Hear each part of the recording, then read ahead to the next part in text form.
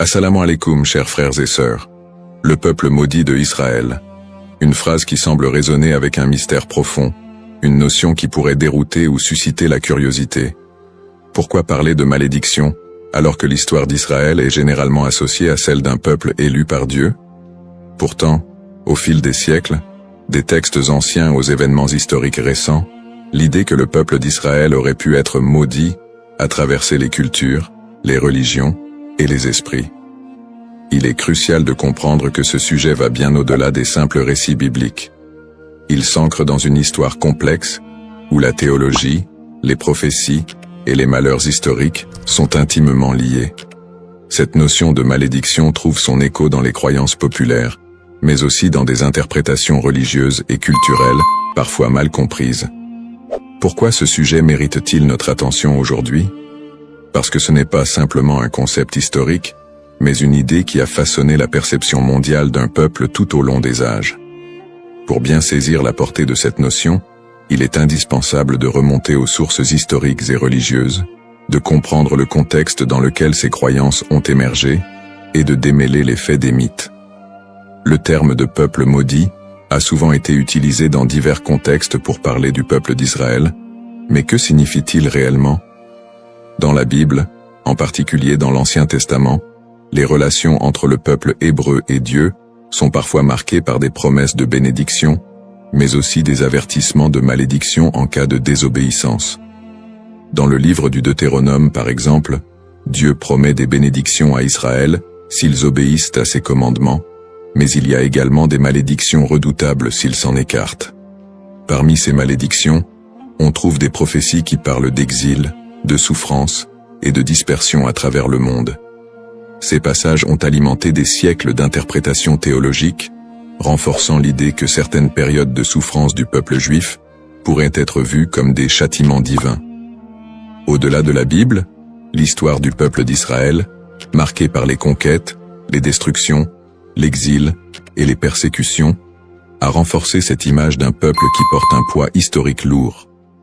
Depuis la destruction du premier et du second temple de Jérusalem, en passant par les diasporas forcées, jusqu'aux tragédies plus récentes comme la Shoah, beaucoup ont vu dans ces événements des échos de ces anciennes malédictions bibliques. Mais ces interprétations ne sont pas uniquement religieuses. Elles se sont parfois transformées en idéologie politique et sociale. La perception négative et les stéréotypes autour du peuple juif au cours de l'histoire ont souvent renforcé cette idée de malédiction, parfois utilisée pour justifier des discriminations et des persécutions. La notion de peuple maudit a ainsi été instrumentalisée à travers les siècles. Avant de commencer cette vidéo, n'oubliez pas de liker cette vidéo, car cela nous donne beaucoup de force pour continuer à partager du contenu bénéfique. Et je vous invite à vous abonner à notre chaîne et d'activer la cloche de notification pour rester informé de nos prochaines publications sur la foi islamique. Merci et bonne vidéo. L'objectif de cette vidéo est d'analyser et de comprendre cette idée complexe et souvent mal interprétée de peuple maudit. Quelles en sont les racines historiques, religieuses et sociales? Comment a-t-elle évolué au fil du temps, et pourquoi est-elle encore parfois utilisée pour expliquer des événements tragiques dans l'histoire du peuple juif? Alors, restez avec moi jusqu'à la fin pour découvrir cela. Si vous avez des questions ou des commentaires en cours de route, n'hésitez pas à les laisser en bas. J'apprécie beaucoup vos retours. Allons-y. Au cours de cette vidéo, nous allons explorer les textes religieux qui évoquent cette malédiction, en particulier la Bible et d'autres écrits anciens. Revisiter les grandes étapes de l'histoire d'Israël, de l'époque biblique jusqu'à nos jours, pour comprendre comment ces événements ont pu renforcer cette idée dans les esprits. Discuter des interprétations théologiques de ces malédictions, et comment elles ont été perçues par différentes religions et cultures à travers le monde. Démystifier cette notion en explorant les aspects symboliques et les récupérations idéologiques qui ont façonné cette image négative.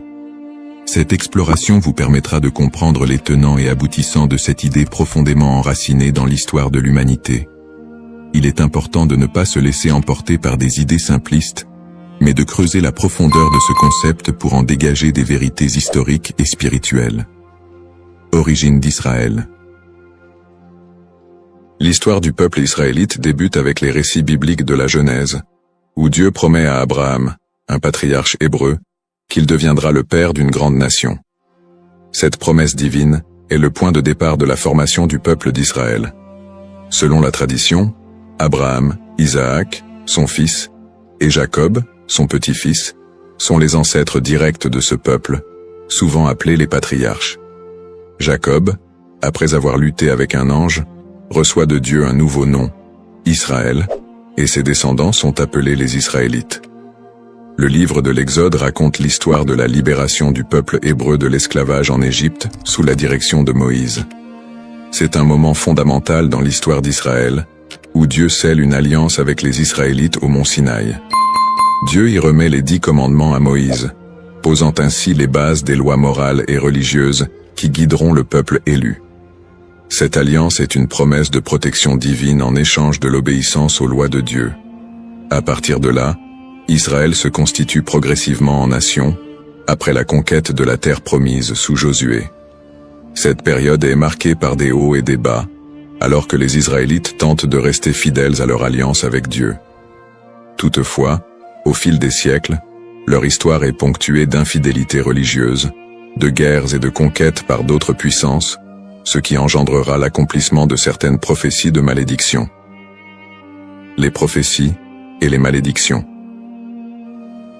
Dans l'Ancien Testament, en particulier dans le Deutéronome, Dieu fait à Israël des promesses de bénédiction conditionnelles à leur fidélité, mais également des avertissements de malédiction en cas de désobéissance. Le chapitre 28 du Deutéronome est l'un des textes clés qui évoquent les conséquences potentielles de l'infidélité. Dieu promet prospérité et paix si le peuple respecte ses commandements, mais des malédictions terribles en cas de rébellion. Les malédictions incluent des catastrophes naturelles, des défaites militaires, des maladies, et finalement, l'exil et la dispersion parmi les nations étrangères. Parmi les prophètes qui ont développé cette idée de malédiction, Ézéchiel et Jérémie sont 2 figures centrales. Ézéchiel, actif pendant l'exil babylonien, insiste sur le lien entre l'exil du peuple et leur transgression. Il prophétise que la destruction de Jérusalem et l'exil sont des punitions divines pour l'injustice sociale, l'idolâtrie et l'infidélité religieuse du peuple. Toutefois, il apporte aussi un message d'espoir. Après le châtiment, un retour et une restauration sont possibles si le peuple se repent. Jérémie, qui vécut également durant la chute de Jérusalem en 586 avant Jésus-Christ, avertit constamment le peuple des malheurs à venir s'il ne se détourne pas de l'idolâtrie et des injustices. Il prophétise la destruction imminente du temple de Jérusalem et l'exil des Judéens en Babylonie. Dans Jérémie 25, il annonce que cette période d'exil durera 70 ans, après quoi Dieu permettra leur retour. Ces prophéties sont souvent vues comme des annonces de malédiction qui pèsent sur Israël en raison de son infidélité à l'alliance. Cependant, elles sont également porteuses d'un espoir de rédemption, promettant que si le peuple retourne à Dieu, il retrouvera sa place privilégiée. Une autre dimension importante des malédictions dans l'Ancien Testament concerne le temple de Jérusalem. La destruction du premier temple par les Babyloniens en 586 avant Jésus-Christ, puis la destruction du second temple par les Romains en 70 après Jésus-Christ, sont vus comme des châtiments pour la désobéissance du peuple. Ces événements ont renforcé l'idée d'un peuple souffrant sous le poids de la malédiction divine. Persécutions historiques. L'histoire du peuple d'Israël est marquée par une série de persécutions et d'exils, souvent perçues à travers le prisme des malédictions bibliques. Le premier grand exil, celui de Babylone, survient après la destruction du premier temple en 586 avant Jésus-Christ. Par la suite, les Babyloniens déportent une grande partie des habitants de Juda, ce qui marque le début d'une longue période de diaspora. Après un retour partiel en terre d'Israël et la reconstruction du temple, les siècles suivants ne sont pas exempts de nouvelles épreuves. La période hellénistique, marquée par les conquêtes d'Alexandre le Grand, puis la domination romaine, amène son lot de tensions religieuses et politiques. Le peuple juif subit de nouvelles persécutions, notamment sous l'occupation romaine. La destruction du Second Temple en 70 après Jésus-Christ par les Romains, sous l'empereur Titus, est un moment charnière dans l'histoire d'Israël. Cet événement marque le début de la grande diaspora, alors que le peuple juif est dispersé dans tout l'Empire romain et au-delà. La révolte de Bar Kokhba, en 135 après Jésus-Christ, aboutit à une nouvelle défaite et à un exil encore plus massif.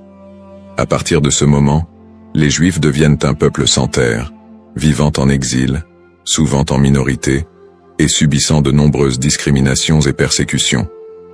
Durant le Moyen-Âge, en Europe et dans le monde islamique, les Juifs font souvent l'objet de suspicions, de discriminations légales, et parfois de pogroms violents. Les croisades, notamment, voient des massacres de communautés juives en Europe.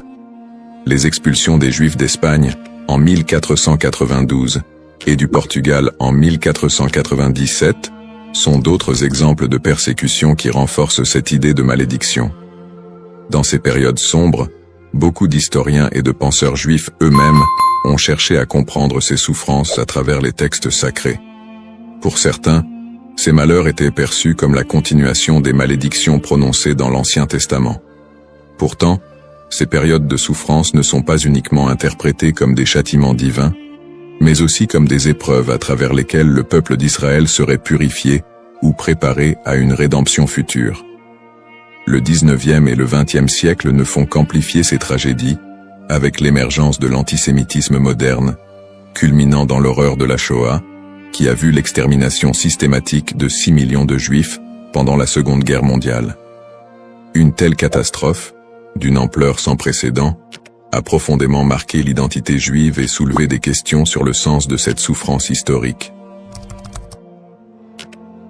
Conclusion du contexte historique.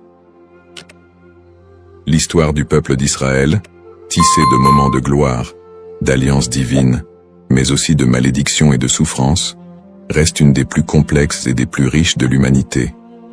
Les prophéties bibliques de malédiction, les exils répétés, les destructions de lieux sacrés et les persécutions à travers les siècles ont façonné la perception du peuple juif, tant de leur propre point de vue que de celui des autres nations.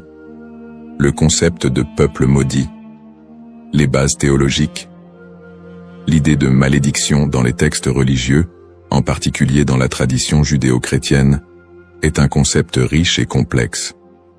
Les malédictions sont souvent prononcées par Dieu en réponse à l'infidélité ou à l'injustice du peuple. Dans la Bible, notamment dans le livre du Deutéronome, Dieu promet des bénédictions à Israël pour leur obéissance, mais aussi des malédictions en cas de désobéissance. Ces malédictions incluent des souffrances, des exils et d'autres calamités, illustrant le caractère conditionnel de l'alliance entre Dieu et son peuple. La distinction entre malédiction divine et humaine est essentielle. Les malédictions divines, souvent exprimées par des prophètes, sont vues comme des conséquences directes de l'action humaine contre les commandements divins. En revanche, les malédictions humaines peuvent découler de superstitions, de croyances populaires ou d'anathèmes lancés par des individus ou des groupes en réponse à des actes perçus comme immoraux. Cette différence met en lumière le rôle de la responsabilité humaine dans la réception de ces malédictions. Les prophètes, tels qu'Ézéchiel et Jérémie, jouent un rôle crucial dans la communication de ces malédictions.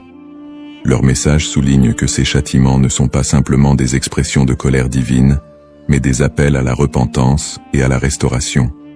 Ce cadre théologique souligne que les malédictions ne sont pas définitives et que le retour à la foi peut conduire à des bénédictions renouvelées. Malédiction et mythe. La notion de malédiction attachée au peuple d'Israël a donné lieu à de nombreuses interprétations populaires et mythes au cours des siècles. Dans les traditions chrétiennes et islamiques, des récits sur le peuple juif ont souvent été associés à des idées de punition divine. Ces interprétations, parfois teintées d'hostilité, ont conduit à la propagation de stéréotypes négatifs. Historiquement, des récits de malédiction ont été utilisés pour justifier des persécutions contre les Juifs. Par exemple, l'idée que le peuple juif a été maudit en raison de la crucifixion de Jésus a été utilisée pour alimenter l'antisémitisme. Ces interprétations ont pris racine dans des contextes sociopolitiques où le peuple juif était perçu comme un bouc émissaire, lors de périodes de crise ou de bouleversements sociaux. La manière dont ces malédictions ont été comprises et transmises à travers les siècles a également façonné les perceptions collectives du peuple juif. Les récits de souffrance et de malédiction ont souvent été amalgamés dans la culture populaire, créant un imaginaire collectif qui persiste jusqu'à aujourd'hui. Cette dynamique entre malédiction et mythe a ainsi contribué à la stigmatisation du peuple juif à travers l'histoire. Analyse moderne. Dans le contexte moderne, le concept de peuple maudit a pris des formes variées et a été réinterprété sous différents angles. L'antisémitisme historique, qui a trouvé ses racines dans ces idées de malédiction, demeure une réalité dans de nombreuses sociétés. Les stéréotypes associés à la malédiction continuent d'alimenter des préjugés, parfois de manière insidieuse, dans le discours contemporain. Cependant, avec l'essor des mouvements de droit civique et des études critiques sur l'antisémitisme, il y a eu une tentative de déconstruire cette notion de malédiction. Des intellectuels et des théologiens contemporains cherchent à recontextualiser les récits bibliques en mettant en avant le message de rédemption et de justice qui les sous-tend. L'idée que les souffrances du peuple juif sont uniquement le résultat de la malédiction divine est de plus en plus contestée, au profit d'une approche qui valorise la résilience et l'identité culturelle du peuple juif. De plus, dans le cadre des dialogues interreligieux, il est crucial de dépasser les interprétations qui associent la souffrance à une malédiction éternelle. Les traditions religieuses sont de plus en plus appelées à collaborer pour combattre les préjugés et promouvoir la compréhension mutuelle.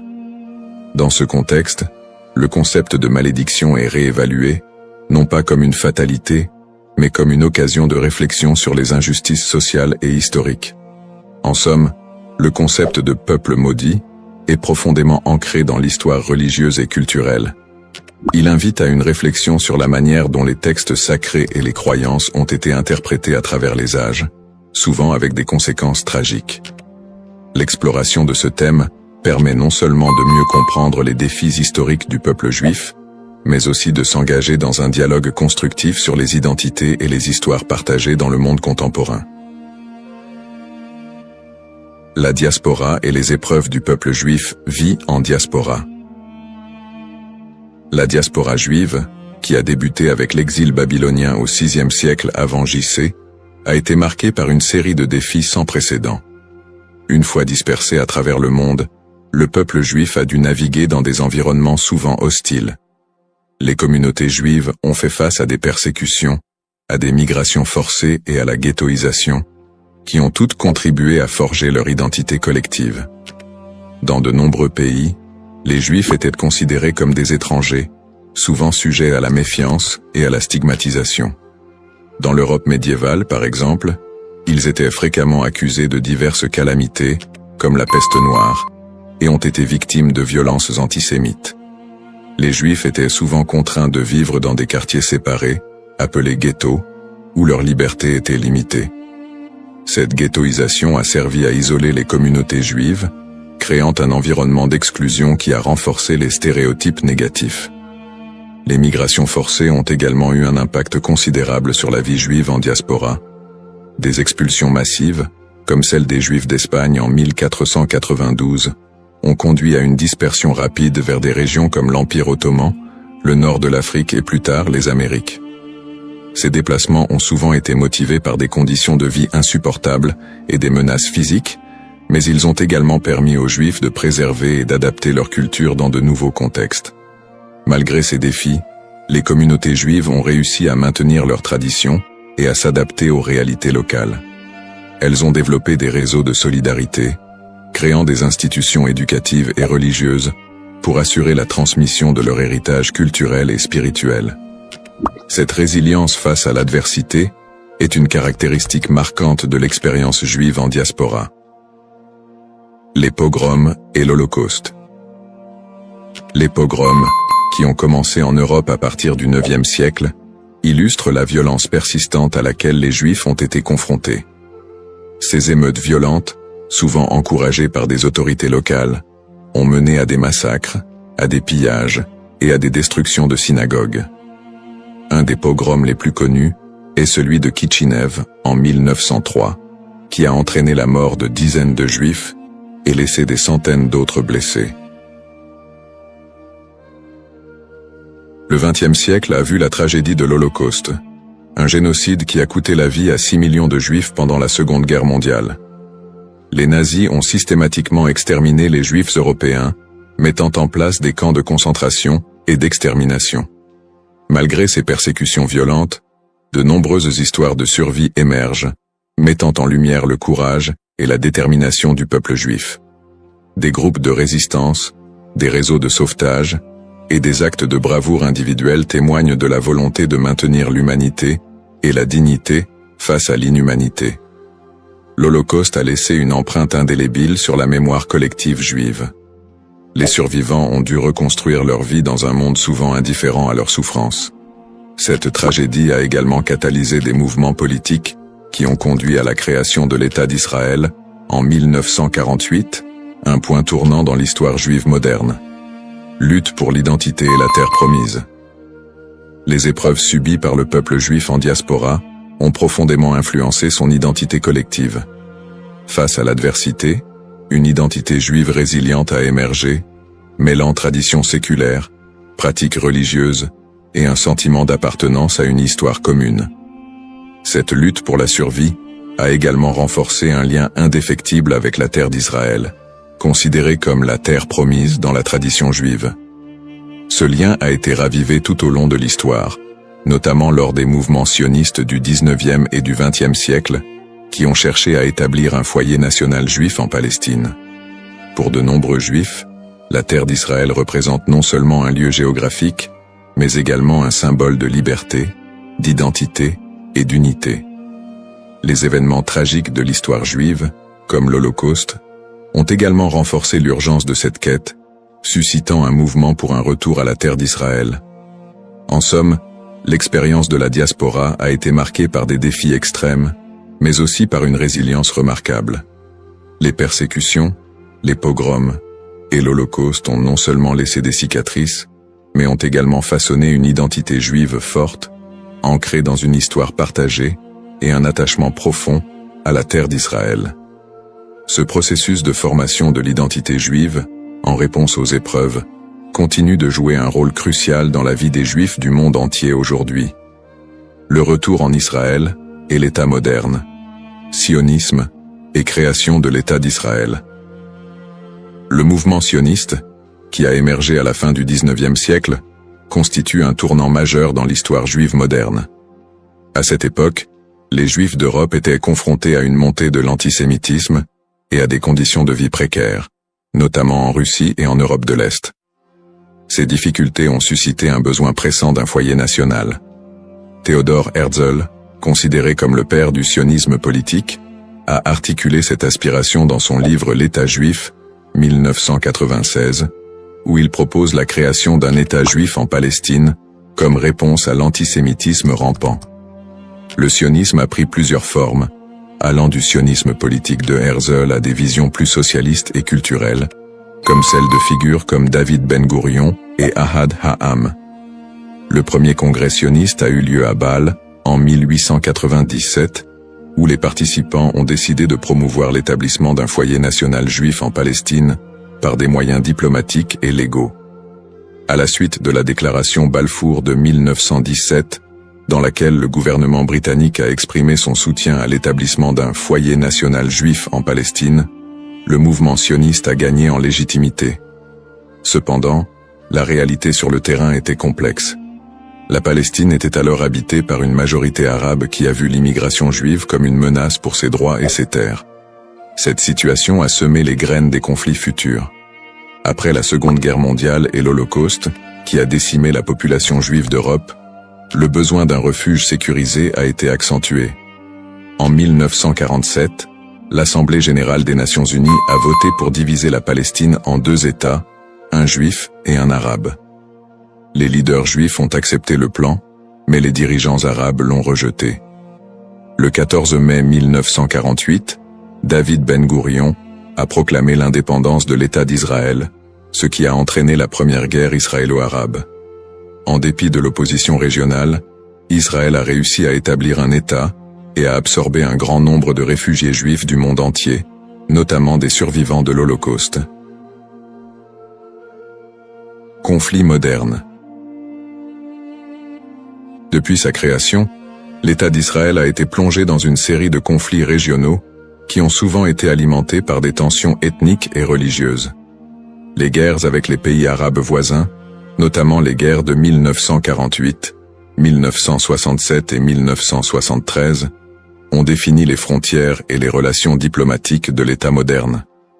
Les tensions avec les populations palestiniennes ont également été une source constante de conflits, culminant avec les intifadas des années 1980 et 2000, où des soulèvements populaires ont éclaté en réponse à l'occupation israélienne des territoires palestiniens.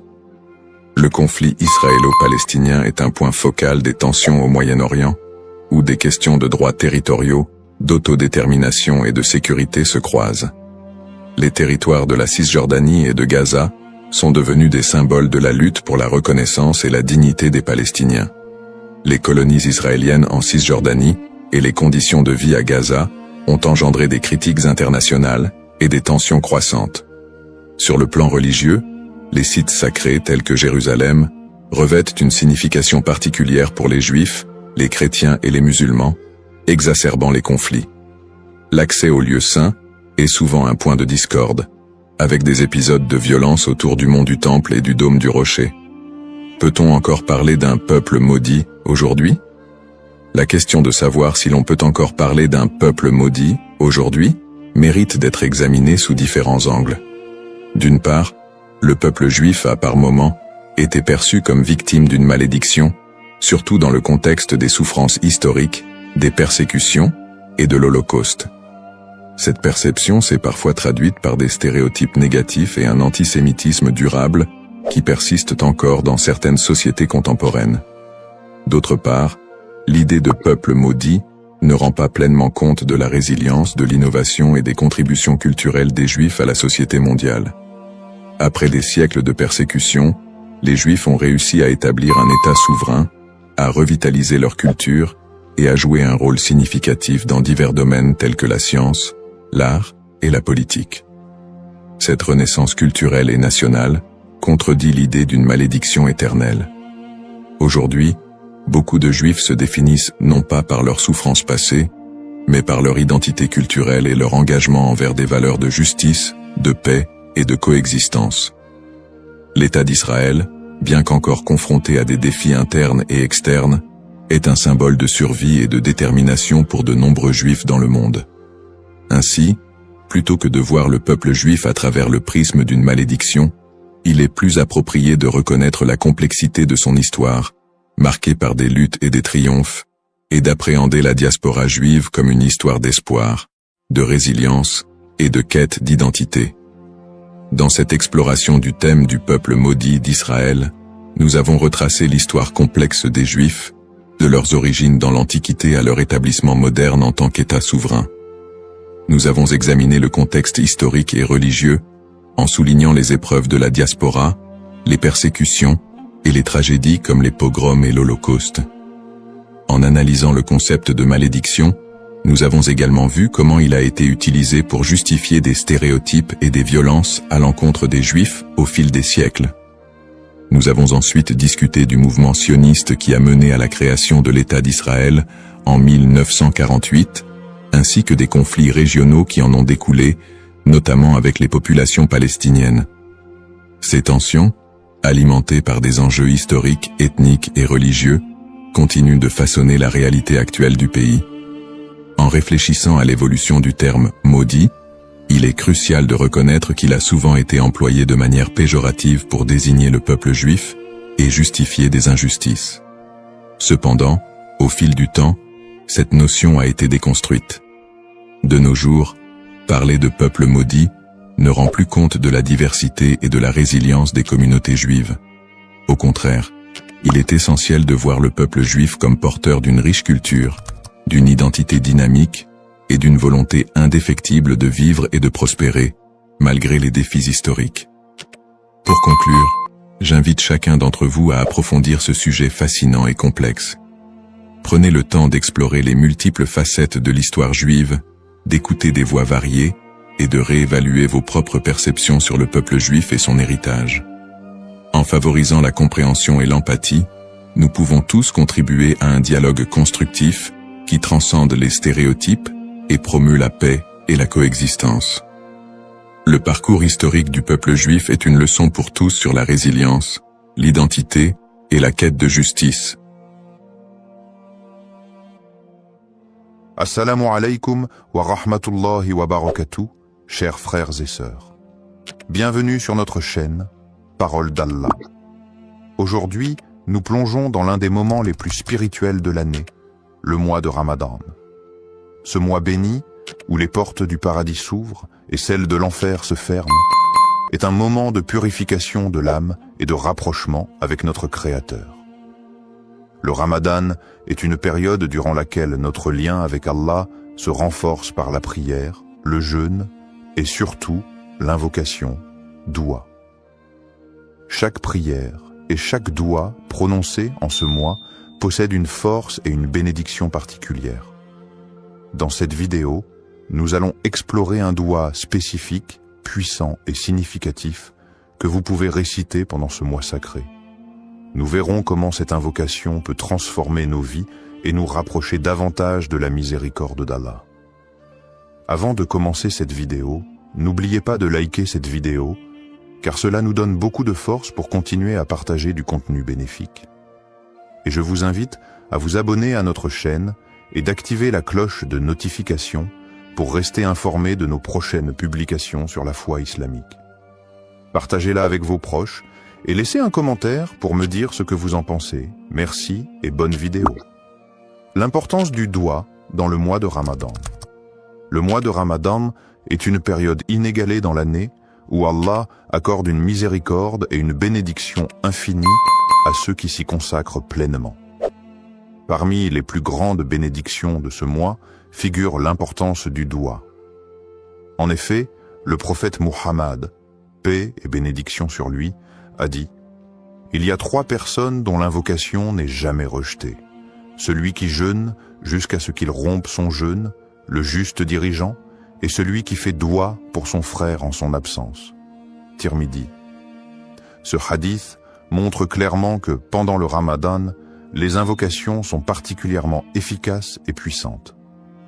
Le mois de Ramadan est un moment unique où les portes du ciel sont largement ouvertes et où Allah écoute plus attentivement les prières de ses serviteurs. C'est un mois de pardon et de miséricorde, une occasion en or pour demander à Allah ce que l'on désire, que ce soit la purification de l'âme, la guérison ou la bénédiction dans nos vies.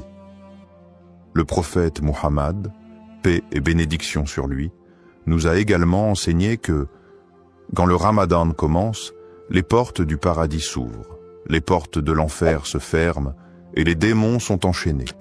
Sahih al-Bukhari. Cela témoigne de l'atmosphère spirituelle particulièrement propice pour faire des douas pendant ce mois. Le mois de Ramadan est aussi l'occasion de vivre des événements spirituels d'une importance capitale, notamment la nuit du destin, Laylat al-Qadr. Cette nuit, qui se trouve dans les 10 derniers jours de Ramadan, est mieux que 1000 mois. Le Coran dit « La nuit du destin est meilleure que 1000 mois ». Sourate Al-Qadr, 97, 3. Pendant cette nuit, les anges descendent sur la terre et les prières sont exaucées. C'est donc le moment idéal pour faire des douas, car Allah, dans sa grandeur et sa miséricorde infinie, accorde une attention toute particulière à ses serviteurs en cette période. C'est un mois où chaque prière devient une opportunité d'obtenir des bénédictions et des réponses divines. Le doua est un acte d'humilité et de soumission totale à Allah, et pendant le mois de Ramadan, cet acte est particulièrement favorisé.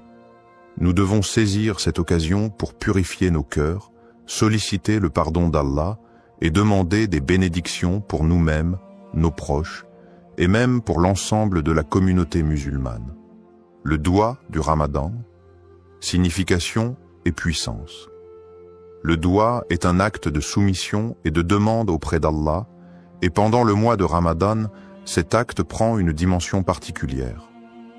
Le mois de Ramadan est une période de purification spirituelle où chaque prière et chaque invocation est une occasion d'obtenir la miséricorde divine.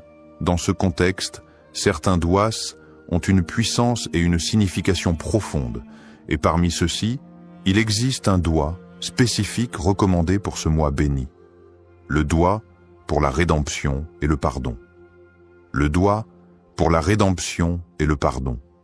Un des douas les plus recommandés pendant le mois de Ramadan est le doua pour demander le pardon et la miséricorde d'Allah. Il s'agit de l'invocation suivante, souvent récitée durant ce mois sacré. Allahumma innaka afu, tuhibbul afu, fa'af anni. Allahumma innaka afuwun tuhibbu al-afwa fa'fu anni. Oh Allah, tu es pardonnant, tu aimes le pardon, alors pardonne-moi. Hadith rapporté par Al-Tirmidhi. Ce doua est une invocation très puissante et profonde. Elle est recommandée de manière spéciale durant les dernières nuits de Ramadan, notamment durant la nuit du destin, Laylat al-Qadr, lorsque les bénédictions et les bénédictions divines sont multipliées.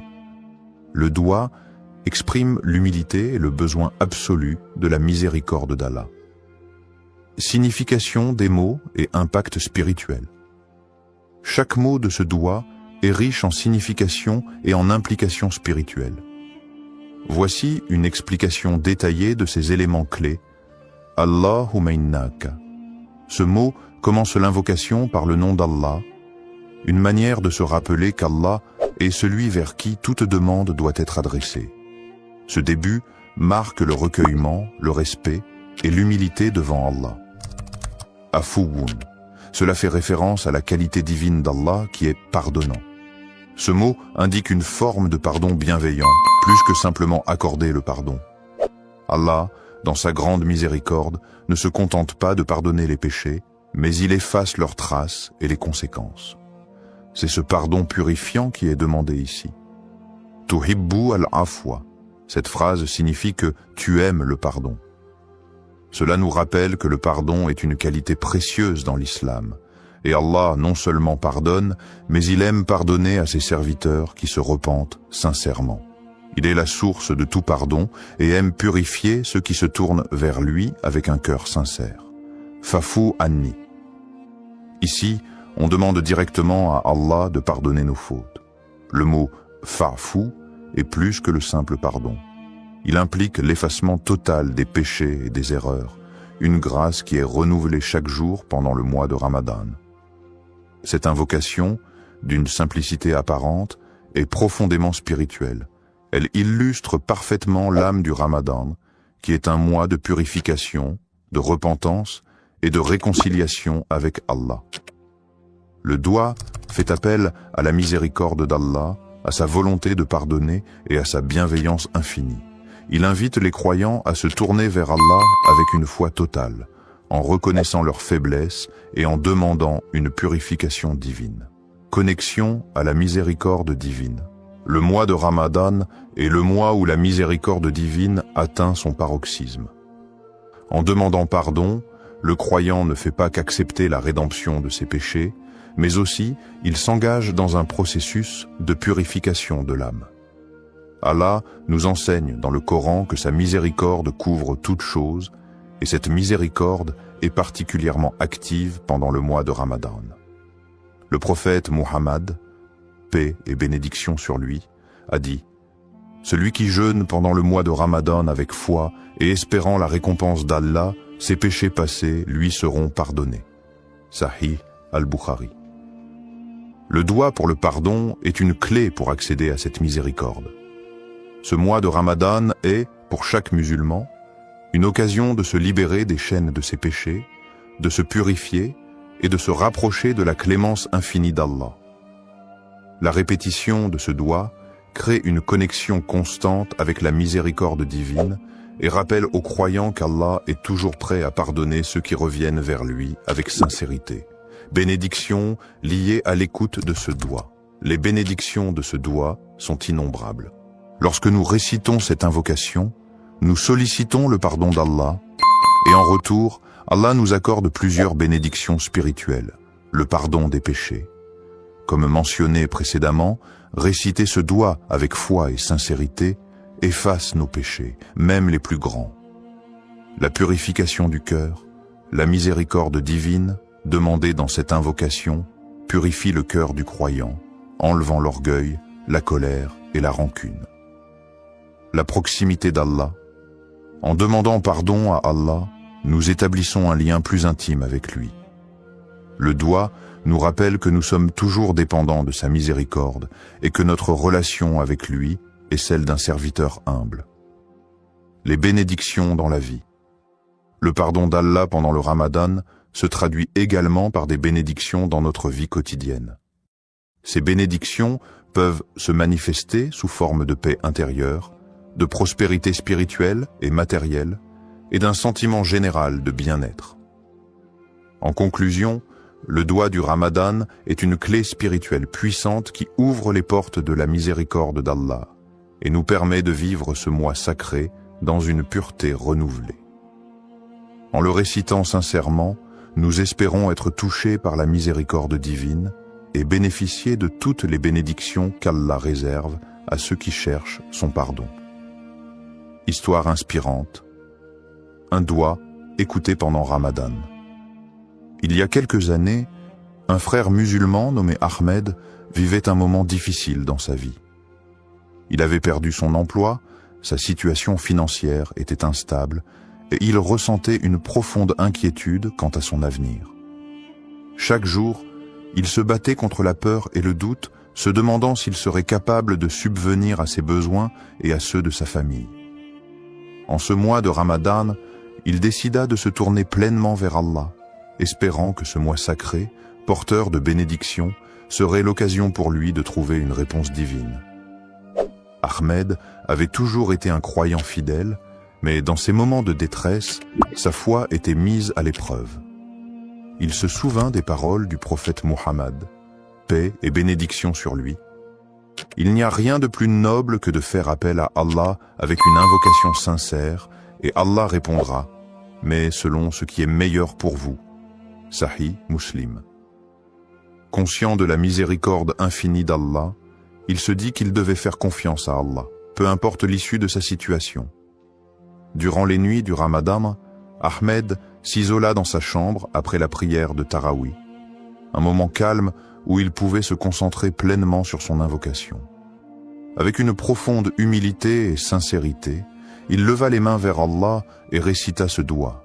Allahumma inni abduk wa ibnu abdik wa ibnu ummatik, nasiyati biyadik, maadin fi hukmik, adlu fi qada'uk, asalika bikulli ismin huwa lak, summita bihi nafsak, أو أنزلته في كتابك أو علمته أحدا من خلقك أو استأثرت به في علم الغيب عندك أن تجعل القرآن ربيع قلبي ونور صدري وجلاء حزني وذهاب همي اللهم إني عبدك وابن عبدك وابن آمتك ناسية بيدك معذ في حكمك عدل في قضائك أسألك بكل اسم هو لك سميته به نفسك أو أنزلته في كتابك أو علمته أحدا من خلقك أو استأثرت به في علم الغيب عندك أن تجعل القرآن رب قلب ونور صدر وجلاء حزن وذهب همع. Ô Allah, je suis ton serviteur, fils de ton serviteur et fils de ta servante. Mon destin est entre tes mains et tout ce que tu ordonnes est juste et équitable. Je te demande, par tous les noms qui t'appartiennent, que tu as révélé dans ton livre ou enseigné à l'un de tes créatures, ou gardé dans le secret de ton savoir divin, que le Coran devienne le printemps de mon cœur, la lumière de ma poitrine, la guérison de ma tristesse et la disparition de mon souci. Cette invocation, exprimant une demande de guérison spirituelle, de paix intérieure et de bénédiction dans la vie d'Ahmed, marqua un tournant dans son Ramadan. Il répéta ce doua avec une foi inébranlable, se rappelant que Ramadan est le mois où les portes de la miséricorde d'Allah sont largement ouvertes. Chaque mot de l'invocation résonnait profondément dans son cœur, et il ressentait une connexion spéciale avec Allah pendant ces moments de solitude. Les jours passaient, et bien que la situation extérieure d'Ahmed ne changeait pas immédiatement, il ressentait une paix intérieure qu'il n'avait pas connue depuis longtemps. Il continuait à faire des douas, mais ce sentiment de tranquillité le guidait dans ses prières et ses supplications. Un soir, après une prière de Taraouih particulièrement émotive, il reçut un appel inattendu. C'était un ancien collègue qui lui proposait une opportunité de travail, une offre bien plus avantageuse que celle qu'il avait perdue. Non seulement cette offre répondait à ses besoins matériels, mais elle offrait également une chance de croître et de se rapprocher de ses valeurs spirituelles. Cela lui rappela instantanément le hadith du prophète Muhammad, paix et bénédiction sur lui. Quand Allah aime un serviteur, il l'éprouve. Sahih al-Bukhari. Il se rendit compte que cet emploi n'était pas simplement une solution à ses soucis, mais aussi une forme de réponse divine à ses supplications. Au-delà de l'aspect matériel, Ahmed ressentait dans son cœur une profonde gratitude envers Allah.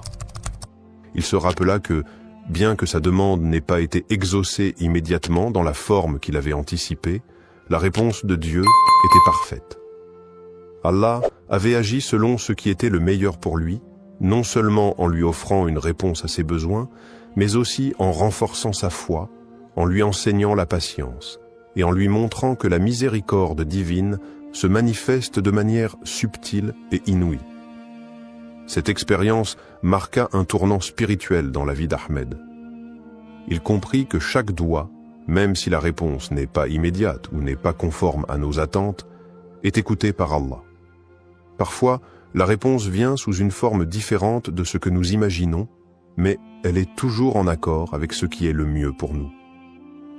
Ce Ramadan, il apprit à se remettre complètement entre les mains d'Allah, à faire confiance à son plan, et à voir chaque épreuve comme une occasion d'approfondir sa foi. L'histoire d'Ahmed nous rappelle que chaque doua, pendant Ramadan, est un acte de foi, une forme de soumission à Allah. Parfois, les bénédictions ne sont pas visibles tout de suite, mais elles sont toujours présentes, enveloppées dans la sagesse et la miséricorde d'Allah. Les conditions du doua acceptées, ce qu'Allah attend de nous dans le mois béni de Ramadan et tout au long de l'année, les invocations, douas, sont une occasion précieuse pour les croyants de se rapprocher d'Allah et de solliciter ses bénédictions.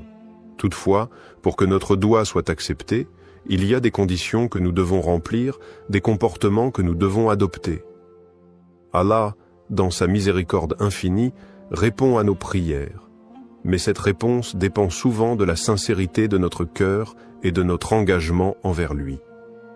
Première, la sincérité dans la prière et la pureté d'intention. La première condition pour qu'un doua soit accepté est la sincérité du cœur. Lorsque nous élevons nos mains en supplication, nous devons nous assurer que notre demande vient d'un cœur pur, exempt de toute hypocrisie. Le prophète Muhammad, paix et bénédiction sur lui, a dit « Lorsque vous invoquez Allah, invoquez-le avec un cœur pur. » Sunan at-Tirmidhi.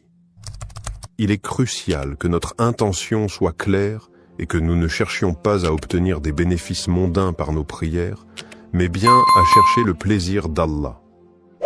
Cette sincérité dans la prière renforce notre relation avec Allah, car c'est un acte d'adoration qui doit être fait uniquement pour lui. 2. Le rôle du tawakkul, la confiance en Allah, et la persévérance dans les invocations. Une autre condition essentielle pour que nos doua soient acceptés est le tawakkul, c'est-à-dire la confiance totale en Allah après avoir fait tous les efforts nécessaires. Il est important de se rappeler que, même si nous faisons des supplications, cela ne signifie pas que la réponse viendra instantanément ou selon nos attentes. Le tawakkul nous enseigne que nous devons faire confiance à la sagesse divine d'Allah, sachant qu'il sait ce qui est le mieux pour nous, même lorsque nous ne comprenons pas immédiatement le sens de sa réponse. Le prophète, paix et bénédiction sur lui, a aussi dit « Ne vous lassez pas d'invoquer Allah, car parfois la réponse arrive plus tard qu'on ne le désire, et Allah connaît le meilleur moment pour exaucer votre prière. » Sahih al-Bukhari. La persévérance dans les invocations est donc essentielle. Ne pas perdre espoir dans les moments de difficulté est une marque de foi profonde. Troisième, l'humilité, l'adoration et la patience dans la réponse de Dieu. L'humilité est également un élément crucial pour l'acceptation de notre dua. En élevant nos mains vers Allah, nous devons nous rappeler que nous sommes de simples serviteurs devant le Créateur, pleins de faiblesses et de manques. C'est avec humilité que nous demandons à Allah de répondre à nos besoins. L'adoration sincère d'Allah et le fait de se soumettre pleinement à sa volonté sont des moyens pour que nos invocations soient exaucées. De plus, il faut être patient face à la réponse d'Allah, qu'elle soit immédiate ou non. Parfois, la réponse divine peut ne pas arriver dans la forme que nous attendions, ou elle peut être retardée pour des raisons que nous ne comprenons pas. Le prophète Muhammad, paix et bénédiction sur lui, nous enseigne que la patience dans l'attente de la réponse d'Allah fait partie intégrante du processus. Allah nous dit dans le Coran, « Et ton Seigneur dit, invoquez-moi, je vous répondrai. » Sourate Ghafir 40-60. Mais cette réponse peut arriver de manière différente, sous forme de bénédiction, de protection ou de tests qui renforcent notre foi. En conclusion, pour qu'un doua soit accepté, nous devons répondre à ces conditions essentielles, la sincérité de l'intention, la confiance totale en Allah, tawakkul, la persévérance dans les invocations, l'humilité dans notre supplication et la patience face à la réponse de Dieu. En agissant selon ces principes, nous cultivons une relation spirituelle profonde avec notre Créateur, et nos doigts sont davantage susceptibles d'être exaucés.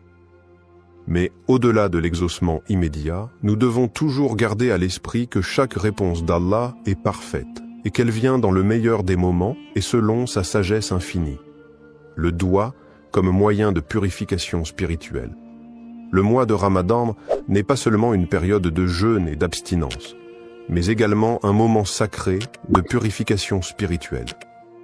C'est une occasion unique pour les croyants de se rapprocher d'Allah, de purifier leur âme et de renforcer leur foi.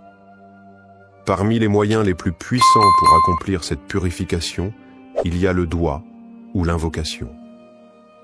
Le doua pendant Ramadan ne sert pas seulement à demander de l'aide ou des bénédictions, mais il joue un rôle essentiel dans le processus de purification du cœur et de l'âme. Premier, le doua comme outil de purification du cœur. Lorsqu'un croyant fait un doua, il se tourne vers Allah avec sincérité et humilité, cherchant sa miséricorde et son pardon.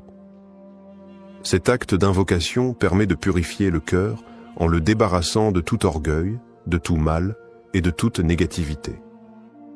Le prophète Muhammad, paix et bénédiction sur lui, a dit « Il n'y a rien de plus purifiant pour le cœur que de se rappeler d'Allah. » Sahih Muslim. Ainsi, chaque doua est une occasion de purifier son cœur en se souvenant constamment de la grandeur et de la miséricorde d'Allah. Le doua permet également de renforcer la relation intime avec Allah. En invoquant Allah, on reconnaît sa dépendance totale envers lui, ce qui éveille un sentiment profond de soumission et de gratitude. Ce processus aide à purifier le cœur des distractions mondaines et à focaliser notre attention sur ce qui est véritablement important dans la vie, l'adoration d'Allah. 2. L'aspect de repentance et d'auto-amélioration pendant le Ramadan. Le mois de Ramadan est le mois de la purification spirituelle par excellence. C'est un moment où les portes du pardon sont largement ouvertes et où chaque croyant a l'opportunité de se purifier par la repentance, tauba, et de demander pardon à Allah pour ses péchés passés. Le doua joue un rôle clé dans ce processus de repentance. En demandant pardon avec sincérité, le croyant se purifie de ses fautes et rétablit une connexion plus forte avec Allah. Le prophète Muhammad, paix et bénédiction sur lui, a dit « Quiconque demande pardon pendant le Ramadan, Allah lui pardonne. » Sunan al-Tirmidhi. Cette promesse divine est un rappel puissant de la miséricorde d'Allah. Lors de nos invocations, il est important de nous repentir sincèrement de nos péchés et de demander à Allah de purifier notre cœur et notre âme. Le doua devient ainsi un acte de purification, non seulement de nos actions passées, mais aussi un moyen d'améliorer notre caractère et d'aller vers une version meilleure de nous-mêmes. Troisième, le doigt comme moyen de purification spirituelle profonde. Le doigt n'est pas seulement une demande d'aide, mais il est aussi une méthode pour nous purifier en tant qu'individus. C'est une manière d'implorer Allah de nous guider sur le droit chemin, d'effacer les imperfections de notre âme et de nous accorder la paix intérieure. Chaque invocation nous aide à nous détacher des préoccupations matérielles et à renforcer notre connexion avec Allah. Le Coran nous rappelle l'importance de la purification du cœur et de l'âme, notamment dans le verset suivant.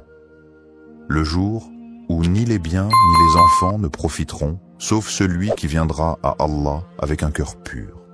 Sourate Ash-Shu'ara, 26, 88 à 89. Ce verset souligne la nécessité d'avoir un cœur purifié pour mériter la proximité d'Allah et sa récompense. C'est dans le doua que le croyant trouve un moyen puissant de purifier son âme et de se préparer pour l'au-delà. Quatrième, la purification par l'humilité et la sincérité. Un autre aspect du doua pendant Ramadan est l'humilité qu'il induit.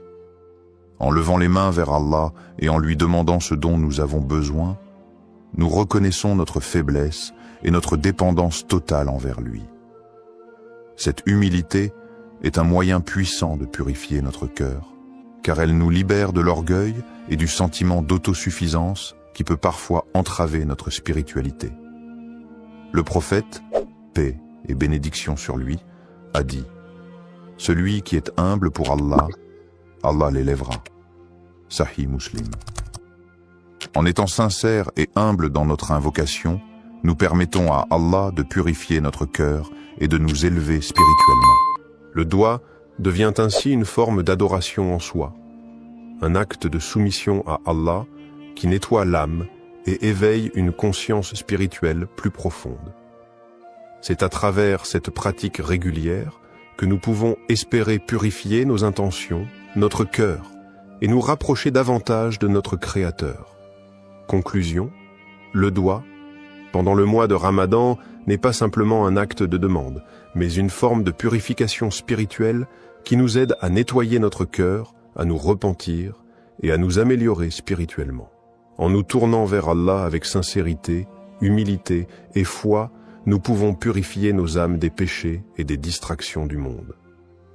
Le mois de Ramadan, avec ses bénédictions et sa miséricorde infinie, est l'occasion idéale pour accomplir cette purification, se rapprocher d'Allah et renforcer notre engagement à mener une vie pure, pleine de foi et de dévotion. L'écoute du doigt et l'acceptation de la volonté d'Allah. Lorsqu'un croyant fait un doigt, il se soumet à la volonté divine et attend la réponse d'Allah avec foi et confiance. Cependant, il est important de comprendre que la manière dont Allah répond à nos invocations peut ne pas toujours correspondre à ce que nous attendions ou désirions immédiatement. L'acceptation de la volonté d'Allah, même quand la réponse à notre doigt semble différente de ce que nous avons demandé, est un aspect fondamental de la foi musulmane. Cela relève de la conviction profonde que tout ce qu'Allah fait est pour notre bien, même si nous ne comprenons pas toujours les raisons de sa réponse. Premier, croire que toute réponse divine est pour notre bien. Le prophète Muhammad, paix et bénédiction sur lui, a dit « Il se peut que vous détestiez quelque chose alors qu'Allah a placé un grand bien dans cela. » Sourate Al-Baqarah 216. Cette parole nous enseigne que même lorsque la réponse d'Allah semble être un refus ou un retard dans notre demande, cela peut être en réalité un bien pour nous. Allah, dans sa sagesse infinie, connaît ce qui est meilleur pour nous, et parfois ce que nous demandons ne correspond pas à ce que nous avons réellement besoin.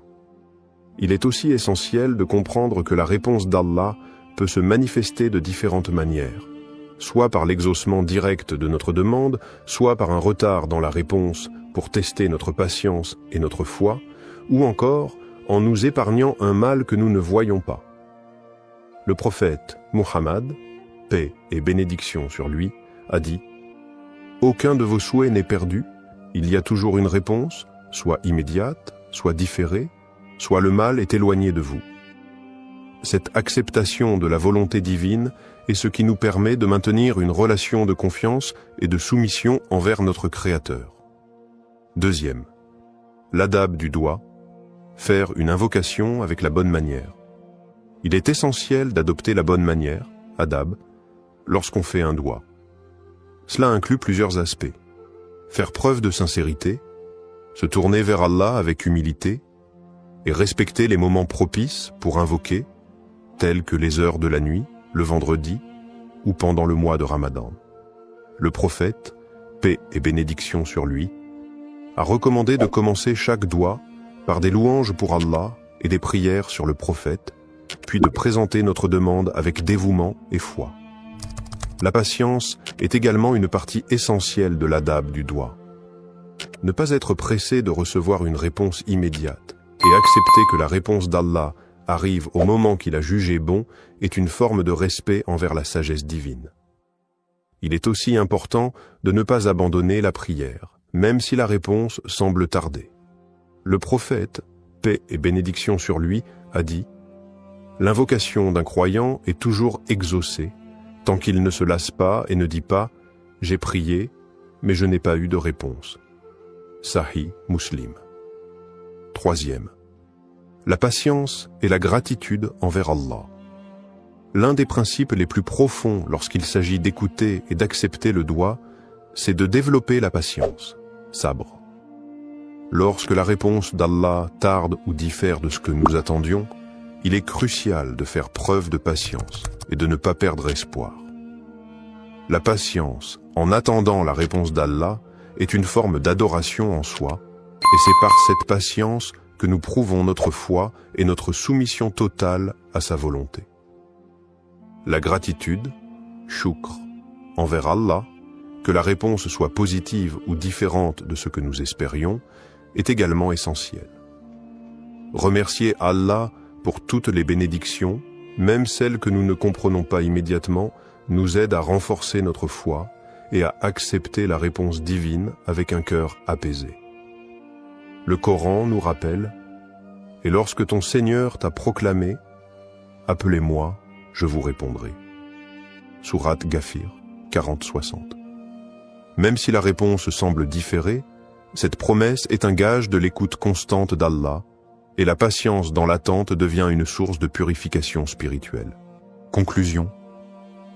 Le doigt est un moyen puissant de se rapprocher d'Allah, mais il exige également une profonde acceptation de la volonté divine. Croire que chaque réponse d'Allah, qu'elle soit immédiate ou non, et pour notre bien, est fondamentale dans notre pratique. L'adab du doigt et l'importance de la patience et de la gratitude envers Allah nous aident à renforcer notre relation avec lui et à accepter sa sagesse infinie dans nos vies. Dans tout ce que nous demandons, il est crucial de nous rappeler qu'Allah nous accorde ce que nous désirons ou non, sa sagesse et sa miséricorde sont infiniment plus grandes que nos souhaits et nos attentes. Comment intégrer ce doigt dans ta vie quotidienne pendant Ramadan? Le mois de Ramadan est un moment privilégié pour se rapprocher d'Allah, purifier son âme et renforcer sa foi. L'intégration du doigt dans notre routine quotidienne pendant ce mois sacré peut transformer notre expérience spirituelle. Voici quelques conseils pratiques pour faire de ce doigt une partie intégrante de ta vie de croyant tout au long de Ramadan. Premier, répétez le doigt pendant les prières obligatoires, salat. Les prières quotidiennes, salat, sont l'occasion idéale pour inclure ce doigt dans ton rituel spirituel. Après chaque prière obligatoire, prends un moment pour réciter le doigt en le répétant avec sincérité. Cela te permettra de renforcer ta connexion avec Allah à travers une prière structurée, tout en ayant l'opportunité de méditer sur chaque mot du doigt. Le mois de Ramadan, avec ses moments de tranquillité et de concentration spirituelle, est une période où tes prières peuvent être plus profondes et plus significatives. Ne limite pas ce doigt à des moments précis. Chaque salat est une occasion de répéter cet appel à la miséricorde divine. Plus tu répètes le doigt avec dévotion, plus tu t'imprègnes de ses significations profondes. 2. Intégrer le doigt dans tes moments de recueillement. Outre les prières obligatoires, les moments de recueillement tels que le tahajjud, prière de la nuit, le duha, prière du matin, ou même la période du fajr, avant l'aube, sont des occasions parfaites pour formuler ce doigt. Pendant ces moments de tranquillité, où l'esprit est plus apaisé, tu peux te concentrer pleinement sur les paroles que tu prononces et les émotions qu'elles suscitent. Ces moments de solitude avec Allah permettent de formuler des invocations sincères et réfléchies. Pendant Ramadan, profite de ces instants pour faire du doigt une pratique régulière et utilise chaque prière pour renforcer ton lien avec Allah. Le doigt pendant le tahajjud, en particulier, est une supplication qui est souvent exaucée, car ce moment est un des plus propices pour obtenir la miséricorde divine. 3. Méditer sur les significations profondes du doigt. Il est important de ne pas simplement réciter le doigt mécaniquement, mais de méditer sur les mots et leur signification. Lorsque tu récites ce doigt, prends le temps de réfléchir sur chaque phrase. Quel impact spirituel a chaque mot? Comment cela résonne-t-il avec ta situation personnelle, tes luttes, tes espoirs et tes désirs spirituels? Par exemple, en méditant sur les mots de demande de pardon et de miséricorde, tu peux comprendre combien ces qualités d'Allah sont immenses et comment elles affectent ta vie quotidienne. Chaque phrase de ce doigt peut être une opportunité d'introspection. L'important est de ne pas se contenter de la répétition, mais de vivre chaque mot avec une intention claire, ouverte à la guidance d'Allah. 4. Utilisez des moments de transition dans la journée pour répéter le doigt. Au-delà des prières formelles, utilise les moments de transition de ta journée pour intégrer ce doigt. Cela peut être pendant le temps que tu passes à la maison entre les prières, ou même lorsque tu fais des tâches quotidiennes. Par exemple, pendant que tu prépares le repas pour le suhour ou l'iftar, profite de ces instants pour répéter ce doigt dans ton cœur. Ces petites invocations pendant les activités quotidiennes peuvent renforcer ta présence spirituelle et te rappeler la bénédiction du mois de Ramadan. 5. Implique la famille et les proches dans l'invocation. Ramadan est aussi un mois de partage et de renouveau spirituel en famille et en communauté. Encourage ta famille, tes amis ou tes proches à faire le doigt ensemble. Lorsque vous êtes réunis pour l'iftar ou pour une prière en groupe, intégrez le doigt dans ce moment collectif. Cela peut renforcer l'effet spirituel du doigt, non seulement pour toi, mais aussi pour ceux qui t'entourent. Conclusion. Le mois de Ramadan offre une occasion en or pour renforcer notre relation avec Allah, et intégrer ce doigt dans ta routine quotidienne est une manière puissante de vivre pleinement ce mois sacré.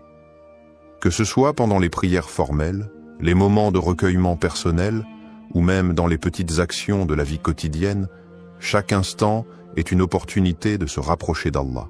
En méditant sur les significations du doigt et en l'intégrant à toutes les facettes de ta vie, tu t'ouvres à la miséricorde d'Allah et tu renforces ta foi, faisant de ce mois un moment véritablement transformateur. Conclusion et appel à l'action. Le mois de Ramadan est une opportunité unique de se rapprocher d'Allah, de purifier notre cœur et de renforcer notre foi. Le doigt que nous avons exploré aujourd'hui est un moyen puissant d'attirer la miséricorde divine et de recevoir les bénédictions qu'Allah nous accorde généreusement pendant ce mois sacré. Je t'encourage à inclure ce doigt dans ta vie quotidienne pendant Ramadan, à le réciter avec sincérité et concentration, et à méditer sur ses significations profondes. Fais de ce doigt une partie intégrante de tes prières et de tes moments de recueillement. Que ce mois sacré soit une occasion de purification et de renouvellement spirituel. Si cette vidéo t'a inspiré, partage-la avec tes proches, ta famille et tes amis. Invite-les à intégrer ce doigt dans leur vie aussi, pour que nous puissions tous bénéficier de la miséricorde infinie d'Allah. N'oublie pas que, même lorsque nous ne voyons pas immédiatement les résultats, Allah est toujours proche de nous et sa réponse est toujours pour notre bien. Pendant ce mois béni, confie-toi à Allah, persévère dans tes invocations et sois assuré que sa miséricorde englobe tout. Que cette période de Ramadan soit remplie de lumière, de paix et de bénédiction pour toi et tes proches.